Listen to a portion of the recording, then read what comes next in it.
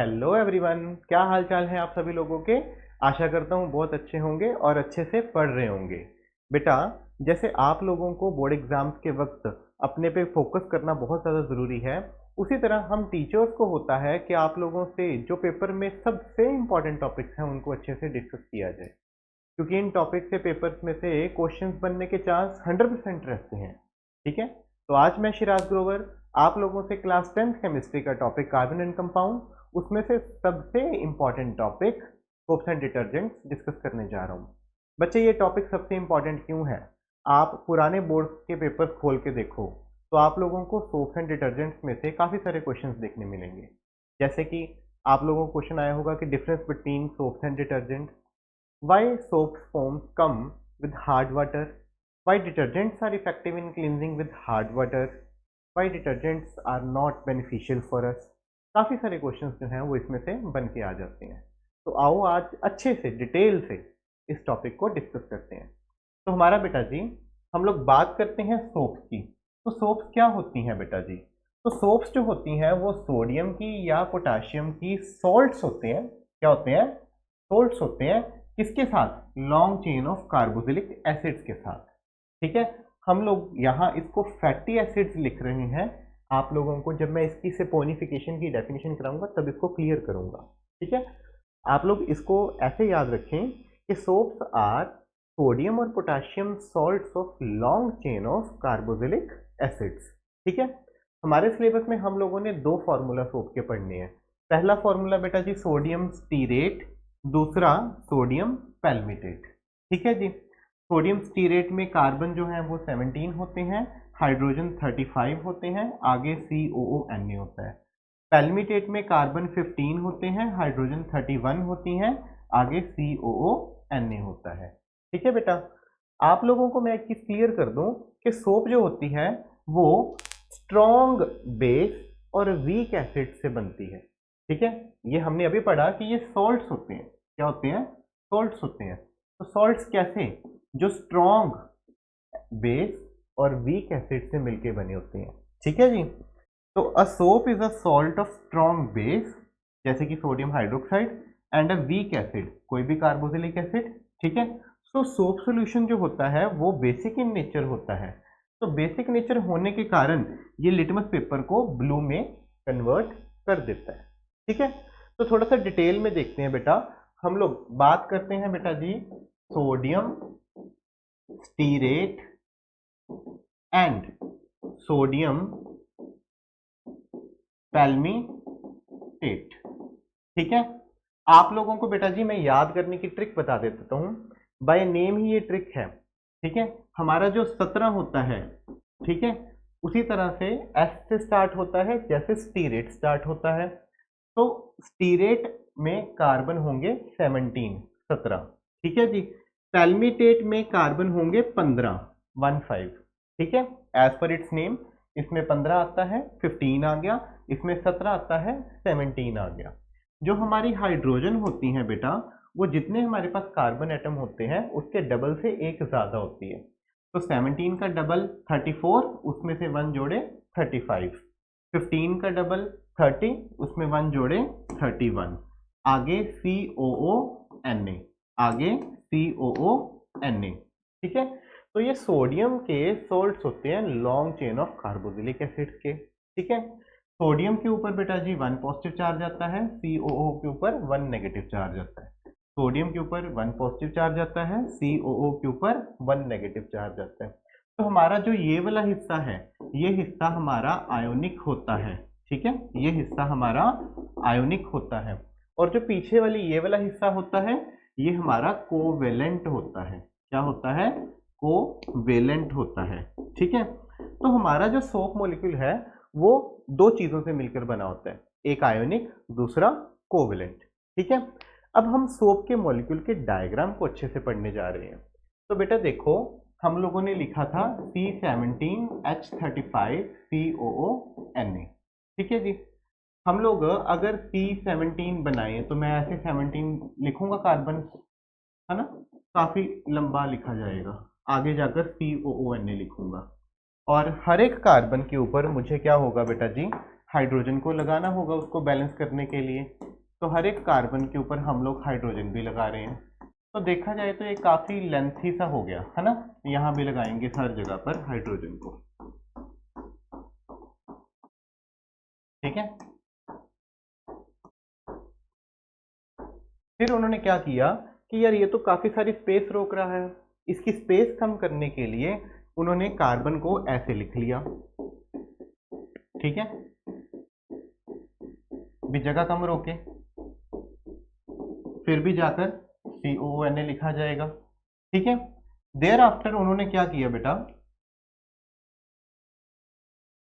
तो उन्होंने हम लोगों को इसको डायरेक्टली जो है वो ऐसे ही लिख दिया, ठीक है जी। तो जो हमारा आगे वाला हिस्सा हो गया बेटा जी ये वाला, तो ये वाला पार्ट मेरे पास क्या हो गया, आयोनिक, और जो मेरा ये पीछे वाला हिस्सा सारा हो गया ये हो गया कोवेलेंट, ठीक है। तो हम लोगों ने अगर सोप मॉलिक्यूल बनाना होता है तो हम लोग सोप मॉलिक्यूल को ऐसे बनाते हैं, ठीक है, जिसमें हमारा फ्रंट पार्ट जो हेड होता है वो आयोनिक होता है और जो पीछे वाला पार्ट हमारी टेल होती है वो कोवेलेंट होती है। वो क्या होती है बेटा जी, कोवेलेंट होती है, ठीक है। तो अब मैं बात करता हूं कि सोप जो होती है हम लोग लेबोरेटरी में बनाते कैसे हैं बेटे। मैंने आपको बिल्कुल शुरू में बताया था ना फैटी एसिड, हम लोग उसी बात कर रहे हैं कि जब भी बेटा जी हम लोग हमारे किसी फैट या ऑयल को स्ट्रॉन्ग बेस सोडियम हाइड्रोक्साइड से रिएक्ट कर कर हीट करें तब हमारा जो प्रोडक्ट बन के आता है वो क्या आता है, सोप आती है, ठीक है। तो soap molecule is formed when fatty acid और vegetable oil is heated with sodium hydroxide और आई कुड से एल्कली, ठीक है। तो किसी स्ट्रॉन्ग एल्कली के साथ अब अगर आप वेजिटेबल ऑयल या वेजिटेबल फैट को हीट करते हैं तो जो प्रोडक्ट आप लोगों के सामने बन के आता है वो हमारा सोप मॉलिक्यूल होता है। साथ में हमारे पास क्या होता है बेटा जी, ग्लिसरॉल बन के आती है, ठीक है। तो जो इसको फैट या ऑयल को हम लोग कहते हैं एस्टर, क्या कहते हैं, एस्टर, ठीक है। मैं आप लोगों को एग्जाम्पल लेके बताता हूँ एक। तो जो एस्टर की एक एग्जाम्पल ले रहा हूँ मैं बेटा जी वो इथाइल इथेनोइट ले रहा हूँ, ठीक है, क्लियर है। इथाइल इथेनोइट हमारे पास होता है CH3COO C2H5, क्लियर है। इसमें बेटा जी मैं क्या डाल दूंगा, NaOH, ठीक है। तो जो यहाँ होगा क्या, सोडियम जो है, ठीक है जी, वो इसमें आकर अटैक करेगा और इसके साथ आकर जुड़ जाएगा। जो OH है वो पीछे वाले हिस्से के साथ आकर जुड़ जाएगी। तो जो हमारा प्रोडक्ट बनेगा यहाँ से चेक करो, CH3COO, इसके आगे कौन आकर लग गया, सोडियम, और पीछे हमारे पास क्या रह गया, C2H5, और उसके साथ क्या लग गई, OH। तो जो C2H5OH है ये आप सभी लोगों को पता है बेटा जी, ये क्या है हमारे पास, इथेनॉल है ना। और जो CH3COONA है ये ही हमारा सोप मॉलिक्यूल है, ठीक है। यहाँ ये हमारे पास सोडियम इथेनोइट बन गया, क्या बन गया, सोडियम इथेनोइट। हालांकि इसमें कार्बन कम है, जो हमने पढ़ा उसमें कार्बन 17 और 15 पढ़े थे, ठीक है। पर ये एग्जाम्पल है कि हम लोगों ने अगर लेबोरेटरी में बनाना है तो किस तरह से बना सकते हैं, ठीक है। अब पेपर में MCQ आता है बेटा जी कि हम लोगों को जो वेजिटेबल ऑयल लेना है वो कौन सा लेना है। तो आप लोग बेटा जी इसको अच्छे से याद कर लें, ये 4 name, castor oil, cotton seed, linseed और सोयाबीन, ठीक है जी। Castor oil, cotton oil, cotton seed, linseed and soyabean oil, ठीक है। तो इसको मैं याद करने की एक ट्रिक बता देता हूं। चलो चलो सोप पढ़ो, सोप को याद करो, सोप को लर्न करो। तो चलो चलो सोप लर्न करो, ठीक है, चलो चलो सोप लर्न करो। तो कैस्टर ऑयल, फिर उसके बाद कॉटन सीड लिंस्ड ऑयल आफ्टरवर्ड्स, फिर उसके बाद सोयाबीन ऑयल, ठीक है। चलो चलो सोप लर्न करो, ठीक है। तो आप लोग इससे याद रख सकते हैं। मैंने क्यों इसको याद करने के लिए कहा बेटा, क्योंकि पेपर में MCQ आता है तो उसमें से वो पूछेगा हाँ जी तो हम लोग कौन सा ऑयल यूज कर सकते हैं सोप बनाने के लिए। तो इन चारों के अलावा भी वो कोई एक डाल देगा और आप लोग उसमें कंफ्यूज हो जाओगे। तो चलो चलो सोप लर्न करो, याद रह जाएगा। कॉटन सीड, ठीक है, उसके बाद हमारे पास कैस्टर ऑयल, फिर उसके बाद हमारे पास सोयाबीन और फिर उसके बाद लिंसीड, ठीक है जी। ये तो हम लोगों को वेजिटेबल ऑयल लेना होता है। उसके बाद आप लोगों को बताया मैंने बेटा जी, सोडियम हाइड्रोक्साइड पक्का ही है, ठीक है जी, स्ट्रॉन्ग बेस हम लोगों ने लेना है। एंड देयर आफ्टर हमारे पास सोडियम क्लोराइड है। जो सोडियम क्लोराइड भी होता है ना हमारे पास बेटा जी, ये मुझे सोप को प्रेसिपिटेट करने में हेल्प करता है। मुझे जब इसकी रिएक्शन होगी तो उस रिएक्शन में जो प्रोडक्ट बनेगा, तो अल्कोहल के, जो भी मैंने आपको पिछली स्लाइड में बताया कि मेरे पास एक प्रोडक्ट बनता है इथेनॉल, तो इथेनॉल से सोप के मॉलिक्यूल को बाहर निकालने के लिए हेल्प करता है मेरे को कौन बेटा जी, जो हमारा सोडियम क्लोराइड होता है। ठीक है, तो हम लोग सोडियम क्लोराइड डालते हैं, तो सोडियम क्लोराइड आप लोगों को, ठीक है, क्या करता है बेटा जी, हेल्प करता है सोप को सेपरेट आउट करने के लिए, सोप को बाहर निकालने के लिए।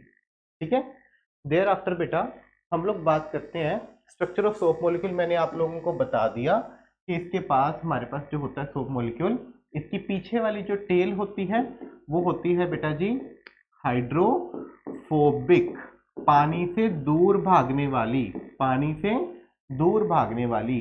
कोवेलेंट क्या होती है, कोवेलेंट। फोबिया डर होता है ना, हाइड्रो मैंने पानी, तो इसको पानी से डर लगता है, ये पानी से दूर भागती है। और जो हेड होता है COO नेगेटिव Na पॉजिटिव, ये आयनिक होता है और ये हाइड्रोफिलिक होता है, इसको पानी से प्यार होता है, ये पानी की तरफ भागता है। ठीक है, तो इसको अच्छे से डिटेल में हम लोग पढ़ेंगे। ठीक है, आगे हमारा बेटा टॉपिक आता है क्लींजिंग एक्शन ऑफ सोप।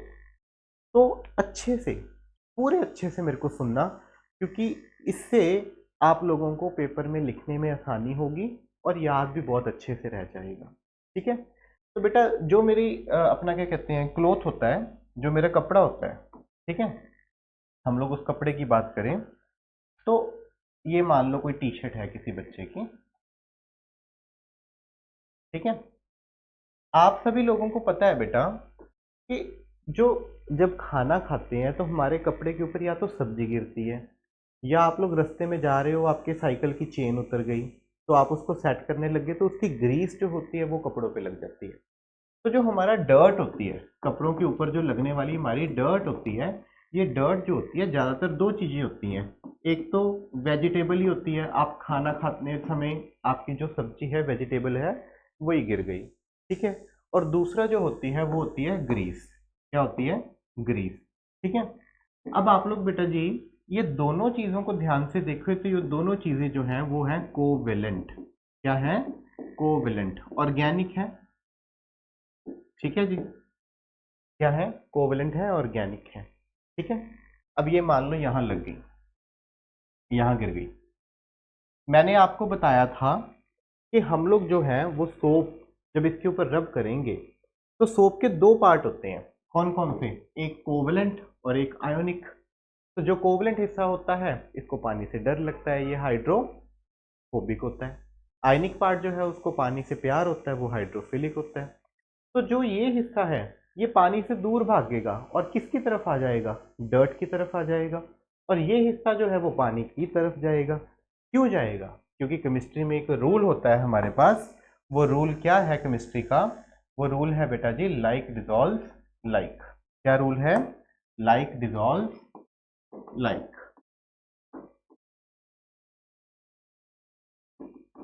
मतलब ऑर्गेनिक ऑर्गेनिक में घुलेगा, इनऑर्गेनिक इनऑर्गेनिक में घुलेगा। ठीक है, जो जैसा है उसी की तरफ जाएगा। खरबूजे को देखकर खरबूजा रंग पकड़ता है, तो ये लोग जो है डर्ट को देखकर हाइड्रो, जो हमारा फिलिक फोबिक पार्ट होता है वो डर्ट की तरफ जाएगा। ठीक है, तो ध्यान से समझना कि जब हमारे पास यहाँ डर्ट लग गई और मैंने इसके ऊपर क्या किया, सोप रब करी। क्या रब करी, सोप रब करी। तो सोप के मॉलिक्यूल की जितनी भी टेल्स हैं, तो सोप के मॉलिक्यूल की जितनी भी टेल्स हैं वो सारी की सारी टेल्स जो हैं वो किस में आ जाएंगी बेटा जी, डर्ट में आ जाएंगी। ठीक है, ये सारे हाइड्रोफोबिक पार्ट है, पानी से दूर भागते हैं, तो अपने जैसा ढूंढ रहे थे, तो इनके जैसे क्या है, ये डर्ट पार्टिकल है। क्यों, क्योंकि डर्ट पार्टिकल भी हमारे पास वेजिटेबल या ग्रीस होती है। ठीक है, और जो इनके हेड हैं, जो इनके हेड हैं ये आयनिक थे, ये कहाँ रहेंगे, पानी में रहेंगे। मान लो कि मैंने इस बड़े से टब में इसको पानी सोप सॉल्यूशन के अंदर डाल दिया। ठीक है, किसके अंदर डाल दिया, सोप सॉल्यूशन के अंदर। और जब मैं इसको जोर से एजिटेट करूंगा यानी कि शेक करूंगा, ठीक है, तो ये जो अच्छी से ग्रिप बना लेंगे इसके ऊपर अपनी, अच्छे से क्या कर लेंगे, ग्रिप बना लेंगे। तो जो ये स्ट्रक्चर मेरे सामने बन के आ गया है, इस स्ट्रक्चर को हम लोग कहते हैं माइसिल। क्या कहते हैं, माइसिल फॉर्मेशन हो गई। क्या हो गई, माइसिल फॉर्मेशन हो गई। ठीक है, इसको और अच्छे से दोबारा से देख लें बेटा कि ये मान लो मेरी डर्ट है, क्या है, डर्ट है, और जब मैंने इसके ऊपर सोप रब करी तो सोप के मॉलिक्यूल्स की जो टेल्स थी वो सारी की सारी इसके अंदर आ गई। ठीक है, वो सारी की सारी क्या हो गई, इसके अंदर आ गई, और जो हेड थे वो सारे बाहर रहे, वो सारे पानी में रहे। ठीक है, तो जो हेड थे वो सारे क्या रहे, पानी के अंदर रहे। ठीक है जी, और जो टेल्स थी वो सारी किस में चली गई, डर्ट के अंदर चली गई। ठीक है, तो जो ये स्ट्रक्चर मेरे पास बन के आ गया, ये वाला स्ट्रक्चर जो मेरे पास बन के आ गया, ठीक है, इस स्ट्रक्चर को हम लोग क्या कहते हैं, माइसिल। ये कब बनता है, जब मैं रगड़ रगड़ के सोप को डर्ट से हटाने की कोशिश करता हूँ। ठीक है, तो जब ऐसा हो जाता है तो देयर आफ्टर जब हम प्लेंटी ऑफ वाटर रिंस करते हैं तो जो ये आयनिक पार्ट हैं ये पानी नहीं छोड़ते, और जो ये एजिटेशन से बने हुए हाइड्रोफोबिक पार्ट हैं ये डर्ट को नहीं छोड़ते, जो इसकी टेल्स हैं वो डर्ट को नहीं छोड़ती। तो अल्टीमेटली ये इसको अपने साथ ही पुल अप कर लेती हैं और पानी के साथ बहा के ले जाती हैं। तो that is how cleansing action of soap takes place. इस तरह से हमारे कपड़ों की धुलाई होती है, इस तरह से हमारे कपड़ों की धुलाई होती है। ठीक है, नेक्स्ट देखो बेटा, हम लोग इसको एक्सप्लेन करें तो ध्यान से सुनना एक बार। मैं आपको बुकिश लैंग्वेज इसलिए कह रहा हूं क्योंकि ये 100% बेटा जी पेपर में आता है, और आप अगर ये बुकिश लैंग्वेज लिख आएंगे तो आपको definitely full out of full marks मिलेंगे। जैसे मैंने समझाया वैसे ही लिखा हुआ है, पर अगर आप ये लैंग्वेज लर्न कर लेंगे तो आपको full out of full marks मिलेंगे। पेपर में क्वेश्चन आएगा कि राइट एक्सप्लेन करो क्लींजिंग एक्शन ऑफ सोप, तो आंसर ये पड़ा आपके सामने कि when a dirty cloth is put in water containing dissolved soap, ऐसे पानी जिसमें सोप घुली हो, हम लोग गंदा कपड़ा डालें, then hydrocarbon end of the soap molecule in the micelle attach to the oil और grease particle present on the surface of the dirt. तो डर्ट के ऊपर जो ग्रीस या कोई डर्ट पार्टिकल लगा होता है तो उसके अंदर हमारा क्या आ जाता है, हाइड्रोकार्बन पार्ट, हाइड्रोफोबिक पार्ट। ठीक है, in this way soap micelle and traps उसको पकड़ लेता है डर्ट को या ऑयल को by using its hydrocarbon end, और आयनिक पार्ट जो होता है वो किससे रहता है अटैच्ड, वाटर से ही रहता है। जब आप इस डर्टी क्लोथ को एजिटेट करते हैं, उसकी ऐसे बार बार देखा होगा जो लेडीज होती है थापे से पीटती हैं उसको, मैंने उसको एजिटेट करना, शेक करना, आप उसको अच्छे से शेक करते हैं तो उसमें जब ऑयल और ग्रीस होती है वो इंट्रैप हो जाती है सोप के माइसिल के अंदर, और जो हमारा पानी होता है वो गंदा हो जाता है, मैंने सोप के पार्टिकल्स जो है उसको ऊपर ले आते हैं। ठीक है, get disperse in the water due to which the soap जो होता है वाटर हमारा डर्टी हो जाता है और कपड़ा साफ हो जाता है, पानी गंदा हो जाता है, कपड़ा साफ हो जाता है। ठीक है, क्लियर है। अब बात करें कि कमियां क्या है सोप में।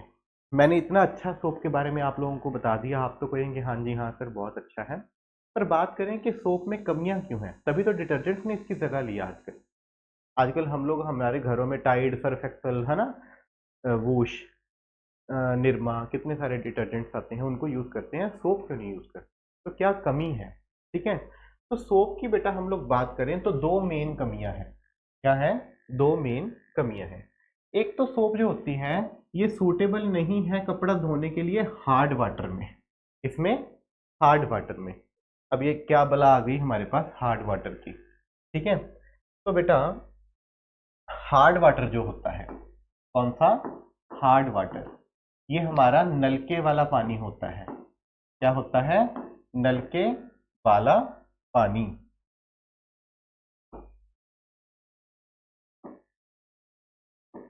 ठीक है, कौन सा होता है बेटा जी, नलके वाला पानी, हैंडपंप वाला।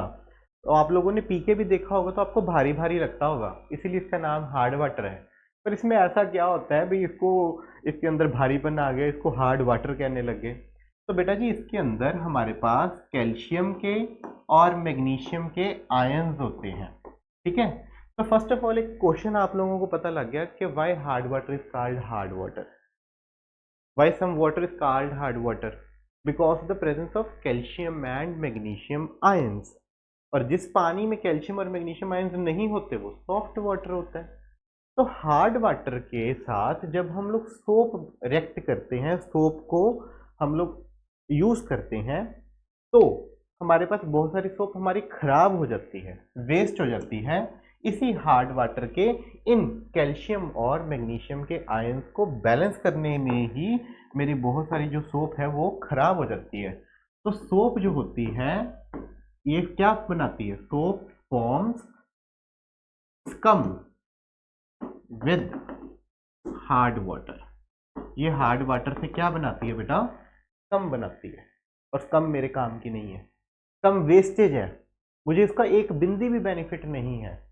ठीक है, आप लोगों ने अगर कभी अपना हेड बाथ किया हो हार्ड वाटर से, तो फर्स्ट टाइम हेड बाथ करोगे तो आपको ऐसा लगेगा साबुन जो है मेरे सिर में ही जमी हुई है। दूसरी बार फिर आप साबुन से रगड़ोगे, थोड़ा बहुत ऐसे लगेगा हाँ जी हाँ सिर जो है साफ हो गया है। तीसरी बार फिर सोप लगाओगे तो आप लोगों की बहुत सारी सोप तो जो है वो हार्ड वाटर के अंदर कैल्शियम और मैग्नीशियम के आयंस को बैलेंस करने में ही निकल गई।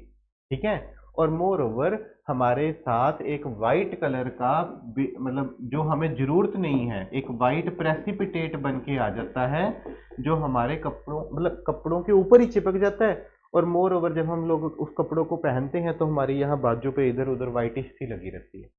ठीक है, तो इसी चीज को देखो बेटा ध्यान से कि हम लोग बात कर रहे हैं कि जो हार्ड वाटर के साथ हमारी सोप है वो हमें कामयाबी नहीं देती। ठीक है, तो जब सोप को कहते हैं हार्ड वाटर से हम लोग यूज करते हैं तो बहुत सारी सोप हमारी वेस्ट ही हो जाती है कैल्शियम और मैग्नीशियम के आयंस को सेटल डाउन करने में। और उसमें से एक इनसॉल्युबल प्रेसिपिटेट जो सारी जगह पर ये आप देख रहे हैं वाइट वाइट सा, ये सारा वाइट वाइट सा जो निकल के आ रहा है हमारे पास, जो इस बाथिंग टब के अंदर है ना ऊपर ऊपर आ चुका है, तो ये सारा वाइटिशनेस जो है ये सारी की सारी क्या है बेटा जी? कम में। क्या है? कम में। और मुझे इसका एक बिंदी भी बेनिफिट नहीं है, इस कम का एक बिंदी भी बेनिफिट नहीं है।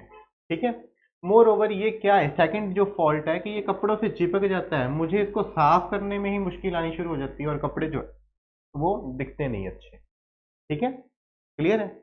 तो सोप कभी भी हार्ड वाटर के साथ झाग नहीं बनाती। तो केमिस्ट्री में हम लोग उस झाग को उस फॉर्म को लेदर बोलते हैं। क्या बोलते हैं? लेदर।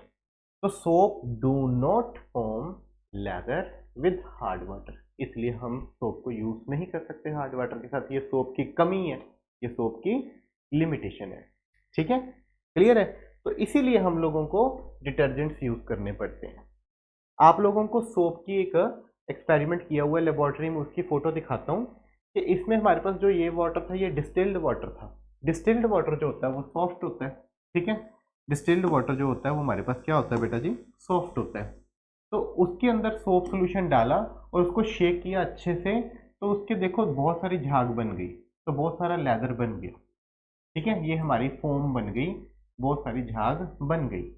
बट जब मैं इसी को हार्ड वाटर से डालता हूं तो मेरा वेस्ट सब्सटेंस कम बन गया। क्या बन गया बेटा? कम, जो मुझे नहीं चाहिए। Soap does not give lather with hard water. ठीक है, soap forms lather with soft water. तो जिस दिन तो घर पे सॉफ्ट वाटर आएगा तो हाँ मैं साबुन बरस लूंगा, और जिस दिन सोप अपना सॉफ्ट वाटर ना आए आपके घर पे, आप या कहीं ऐसी जगह पर रहते हो जहाँ आता ही हैंडपंप का पानी हो, ग्राउंड वाटर आता हो, तो बहुत बड़ी प्रॉब्लम है ना? तो इसीलिए हम लोग सोप को हार्ड वाटर से यूज नहीं कर सकते। ठीक है, तो इसकी जगह किसने ले ली? डिटर्जेंट्स ने ले ली। किसने ले ली बेटा? डिटर्जेंट्स ने ले ली। तो डिटर्जेंट्स को हम लोग कहते हैं सोपलेस सोप। क्या कहते हैं? Soap less soap. ठीक है, बहुत ही इंपॉर्टेंट चीज है सोपलेस सोप्स। हम लोग इसको क्या कहते हैं? सोपलेस सोप्स। तो ये ऐसी सोप्स होती हैं जो हार्ड वाटर से रिएक्ट नहीं करती, तभी इनको कहते हैं सोपलेस सोप। अरे भाई ऐसा क्या होता है डिटर्जेंट में? अरे डिटर्जेंट की बनावट ही अलग अलग है। सोप की बनावट जो थी वो थी सोडियम का कार्बोक्सिलिक एसिड के साथ रिएक्शन। डिटर्जेंट्स जो होते हैं इसमें कार्बोक्सिलिक पार्ट होता है हमारे पास। ठीक है, पर इसमें बेंजीन सल्फोनेट्स होते हैं या सल्फेट्स होते हैं। ठीक है, इसमें बेंजीन सल्फोनेट्स या सल्फेट्स होते हैं, होते सोडियम के ही हैं, पर COOH नहीं होता, कार्बोक्सिलिक एसिड नहीं होता, लंबे लंबे कार्बन के चेन्स होती हैं, उसमें बेंजीन रिंग SO3 होता है या फिर SO4Na होता है। ठीक है, क्लियर है। तो हम लोग डिटर्जेंट्स के फॉर्मूले पे आते हैं। तो देखो बेटा ध्यान से, डिटर्जेंट्स जो है वो हमारे पास दो होते हैं बेसिकली, जो हम लोगों ने इस चैप्टर में पढ़ने हैं। एक पहला क्या है बेटा, sodium n dodecyl benzene sulphonate. ठीक है, sodium n dodecyl benzene sulphonate. जो ये डू डिसाइल है ना, डू डिसाइल, ये आप लोगों को केमिस्ट्री में जब कार्बन पढ़ाया होगा इस चैप्टर को तो उसमें बताया होगा। तो एक कार्बन के लिए जैसे हम लोग यूज करते हैं मिथ, 2 के लिए इथ, 3 के लिए प्रोप, 4 के लिए ब्यूट, 5 के लिए पेंट, 6 के लिए हेक्स, 7 के लिए हेप्ट, 8 के लिए ऑक्ट, 9 के लिए नॉन, 10 के लिए डेक, 11 के लिए अनडेक, 12 के लिए डू डेक। तो डू डेक मैंने डू डिसाइल, इसका मतलब यहाँ कार्बन मेरे पास कितने हैं, 12 हैं। तो देखो एक कार्बन ये रहा, 11 मेरे पास कार्बन ये रहे। ठीक है, 1 और 11 मिलाकर कितने हो गए, 12। तो सोडियम ये रहा, सोडियम एन डू डिसाइल, मैंने कार्बन कितने हो गए, 12। उसके बाद लगाई है उन्होंने बेंजीन रिंग। ठीक है, और बाद में SO3 के लिए लगाया है सल्फोनेट। क्या लगाया है बेटा, सल्फोनेट। क्लियर है। तो इस चीज को आप लोगों ने नाम को ज़्यादा डिटेल से याद नहीं रखना, पर एक बार ऊपर ऊपर से याद रख ले। और अगर बाय चांस आपको पेपर में ये भूल जाता है और डिफरेंस आ गया सोप्स का, तो आप उसमें ये लिख दें कि सोप्स जो होती हैं वो सोडियम स्टीरेट होती हैं, बेंजीन अपना जो डिटर्जेंट होते हैं इसके अंदर बेंजीन रिंग होती है SO3 के कारण, SO3 के साथ, और या फिर SO4Na होती है।